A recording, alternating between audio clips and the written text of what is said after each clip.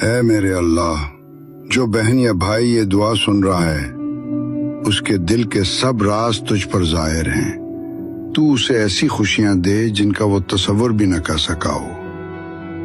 اے اللہ کریم، جو تھک چکا ہے اسے آرام دے، جو رو رہا ہے اسے مسکراہٹ دے، جو اکیلا ہے اسے اپنی معیت عطا فرما۔ اے میرے پروردگار، جس کی دعائیں طویل ہو چکی ہیں، جو صبر سے تھک چکا ہے، اسے جلدی اپنی رحمت کی خوشخبری سنا دے۔ اے میرے مالک، اسے ایسی صحت عطا فرما جو تیرے ذکر میں مدد دے، ایسی عبادت نصیب فرما جو دل سے ہو، اور ایسا رزق دے جو پاک ہو، حلال ہو اور برکت والا ہو۔